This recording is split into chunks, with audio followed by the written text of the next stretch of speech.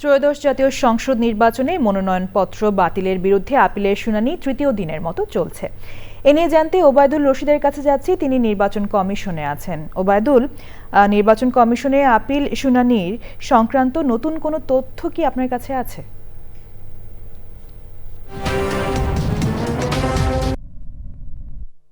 থেকে তৃতীয় দিনের মতো নির্বাচন ভবনে চলছে আপিল নিষ্পত্তির শুনানি। তো এখন পর্যন্ত যদি আমি বলি 36 নম্বর যদি সংখ্যায় বলি, সেটির হচ্ছে শুনানি শেষ হয়েছে। আসলে শুনানি হয়েছে 35টি, কারণ একজন আসেননি। সেই হিসেবে এখন পর্যন্ত মঞ্জুর হয়েছে 19টি, নামঞ্জুর হয়েছে 13টি, স্থগিত রয়েছে 2টি এবং প্রত্যাহার করা হয়েছে 1টি। তো এর মধ্যে যেটি হয়েছে যে জামায়াতে ইসলামী প্রার্থী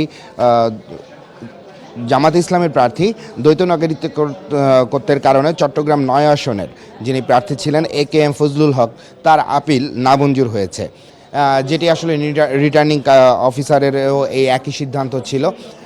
তখন তিনি এখানে এসে বেশ কিছু অভিযোগ করেছেন, তিনি বিভিন্ন রেফারেন্স দিয়েছেন যে এই প্রার্থীদের দ্বৈত নাগরিকত্ব থাকার পরও তাদেরগুলো মনোনয়নপত্রগুলো বৈধ হয়েছে, কিন্তু তারটি আসলে বৈধ ছিল না, হয়নি।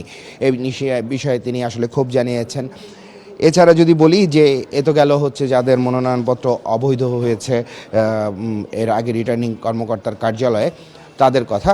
তো মনোনয়নপত্র বৈধ হবার পরেও কিশোরগঞ্জ 5 আসনের যিনি বিএনপির প্রার্থী রয়েছেন, তার মনোনয়নপত্র বৈধ ছিল, এবং কিন্তু তার বিরুদ্ধে একটি আপিল করেছিলেন আরেকজন প্রার্থী।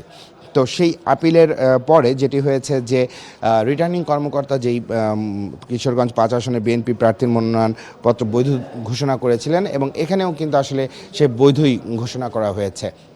যদি আগের সংখ্যা হিসেবে বলি, তাহলে সবচেয়ে বেশি আসলে মনোনয়নপত্র বাতিল হয়েছিল দলগতভাবে, সেটি হচ্ছে জাতীয় পার্টি। তো জাতীয় পার্টির মহাসচিব তার দলের যে প্রার্থীরা রয়েছেন আপিল করেছেন, তাদের পক্ষে এখানে শুনানিতে এসেছেন। তিনি কিছুক্ষণ আগে আমাদের সাথে কথা বলেছেন, তখন তিনি বেশ কয়েকটি অভিযোগ করেছেন। তিনি বলেছেন যে তাদের বগুড়ার যে পার্টি অফিসটি রয়েছে সেটি আসলে তালাবদ্ধ রয়েছে, এবং একই সঙ্গে তিনি সেটি খুলে দেওয়ার জন্য আহ্বান জানিয়েছেন। এবং তিনি বলেছেন যে রাষ্ট্র যদি নির্বাচনে অংশ নেওয়া দল এবং দলীয় প্রার্থীদের জানমাল রক্ষায় সক্ষম না হয়, তবে সুষ্ঠু নির্বাচন সম্ভব হবে না। এ সময় তিনি বলেছেন তাদের আরও শুনানি রয়েছে, এবং তারা প্রত্যাশা করছে যে সেগুলো শুনানিতে তাদের পক্ষে রায় আসবে, এবং যেগুলোতে তাদের পক্ষে রায় আসেনি তারা আসলে সেগুলো নিয়ে আদালতে যাবেন বলেও এখানে বলেছেন। তো বিকেল 5টা পর্যন্ত এই আপিল শুনানি চলবে। তারপরে আসলে সার্বিক যে তথ্য যে কতজনের আপিল মঞ্জুর হলো এবং না মঞ্জুর হলো, সেটি আমরা জানতে পারবো। আভি। ওবায়দুল রশিদ, ধন্যবাদ আপনাকে।